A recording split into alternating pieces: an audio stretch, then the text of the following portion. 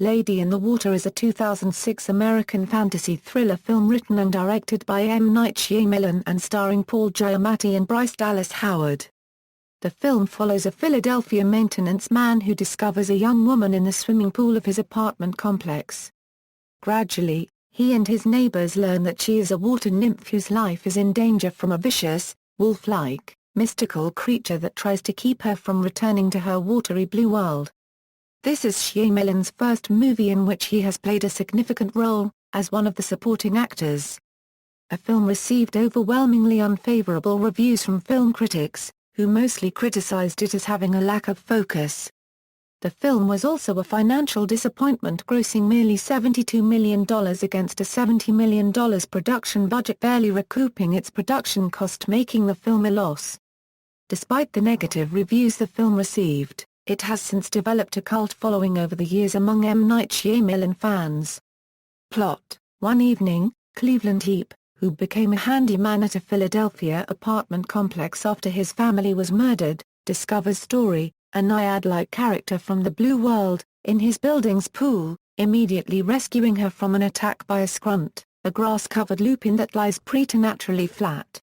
Story is here to find a specific writer whose book will better humanity's future. After questioning residents Faber, Bell, Dewey, and 5 nameless smokers, Heap discovers the author, Vic Rann, who is writing the cookbook, containing views and ideas so significant they will inspire a future president, a great Midwestern orator, to greatly change the world for the better. Rann meeting Story eliminates his fear and sharpens his inner voice, but he learns he will be assassinated due to the controversial nature of his ideas. The Tartutic, an invincible simian trio that serve as the Blue World's peacekeepers, have forbidden that Story be attacked while returning home. The skrunt nonetheless does just that, as Story is destined to be a great leader as well. To return safely, she will now need the help of a symbolist, guardian, guild, and healer. Story believes Heap to be her guardian. Heap asks Faber, a West Coaster copyright migrant copyright-turned-film critic, to help him figure out the others' identities. Working off movie tropes, Faber misadvises Heap, leading him to a flawed conclusion that a Lugophile named Dewey is the symbolist, a group of misfit tokers are the guild, and a woman who cares for stray animals named Belle is the healer. Heap asks Story how to practice for the confrontation but nearly dies in the process, convincing him he's not the guardian. The next night, Faber's bad advice leads to their plan's immediate failure. In the confusion, Faber is killed and Story is mortally wounded by the skrunt. Dewey suddenly realizes his son Joey is the symbolist.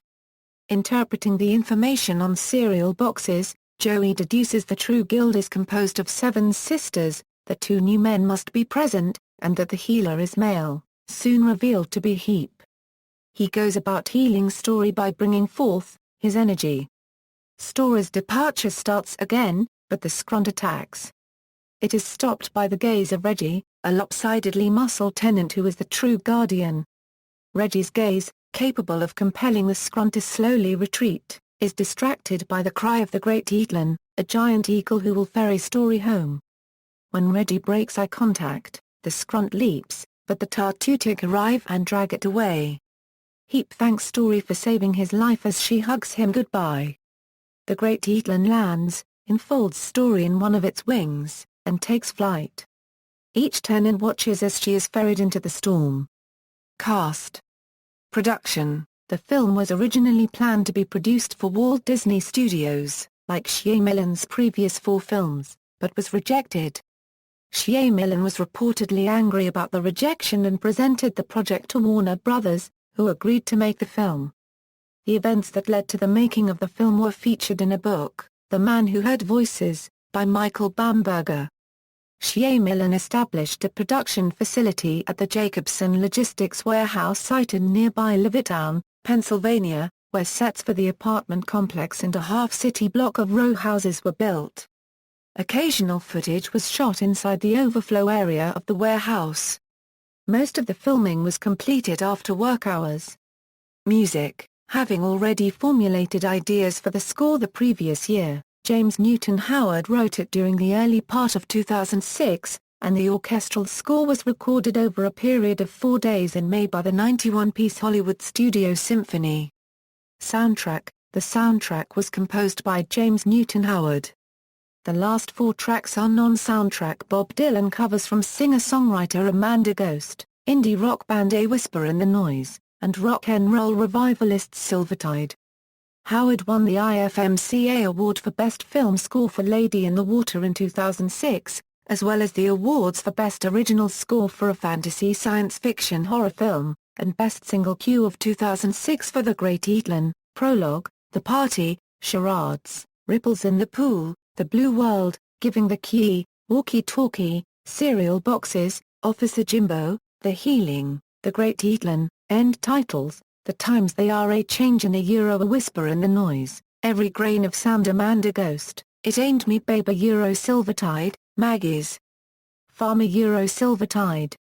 Reception. Box office. In its opening weekend, the film grossed a total of $18.2 million, placing third in the United States box office results for that weekend.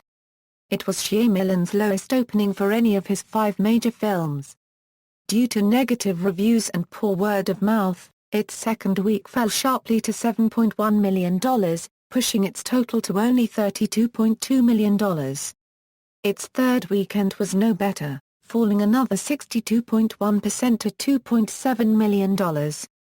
As of 2011, its total was $42.285 million. In addition, the film only made $30.5 million in the foreign box office, pulling its tally to approximately $72.785 million internationally. Critical reaction. Lady in the Water was critically panned around the time of its release, having an overall rating of 24% on the review conglomerate Rotten Tomatoes. At Metacritic the film scored a 36, based on 36 reviews. Of Shyamalan's role in the film, Mark Kermode said, "It's like someone pouring petrol over their heads and setting fire to themselves." Variety magazine wrote a scathing advance review that appeared on July 16, 2006.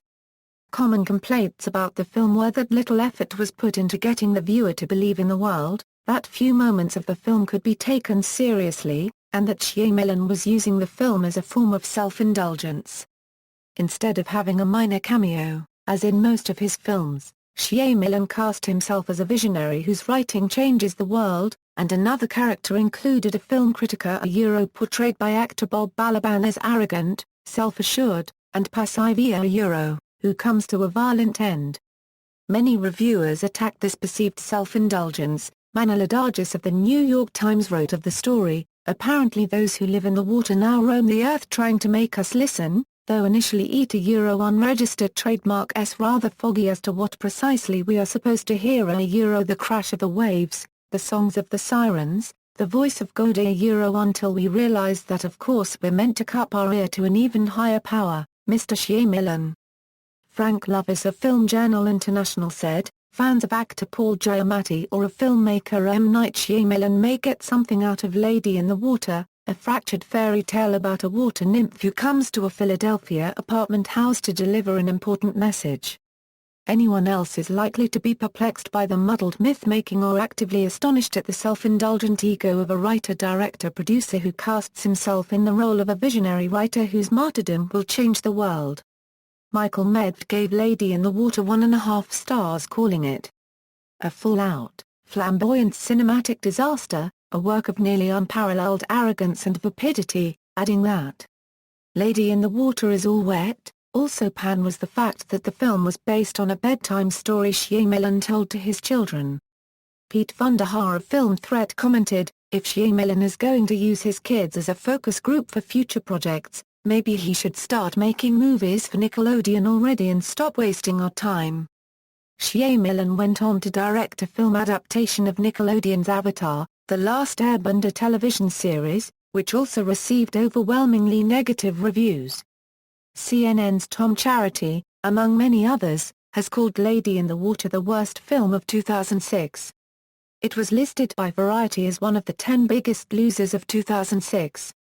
Wesley Morris of the Boston Globe wrote that though the film is built on too much ponderous self-regard, he Here is a good chunk of Lady in the Water that is simply too well made and affectingly acted to dismiss as a mere exercise in arrogance. Conversely, the film was ranked as equal sixth in influential film magazine K's Do Sign a Copyright Mars Top 10 Films of 2006, above films such as Terrence Malick's The New World. Awards and nominations. Home media. The film was released simultaneously on DVD, HD DVD, and Blu-ray by Warner Home Video on December 19, 2006. Lady in the Water is the only M. Night Shyamalan film that was ever released on HD DVD. Novelization. Children's book. Shyamalan, who credits the development of the movie to a bedtime story he told his children about what happens in their pool at night, wrote the 72-page children's book Lady in the Water, a bedtime story to coincide with the movie. The book's illustrations were made by Crash McCreary. It was released on the same day as the film, on July 21, 2006. The book describes the nymph, Scrunt, Tartutic, and Eatlin, in detail. Their roles are identical to those in the film. The book includes details not present in the film and omits others. Additional details include the description of the sensations experienced by a vessel upon its awakening and the suggestion that a nymph's presence activates the lawn sprinklers.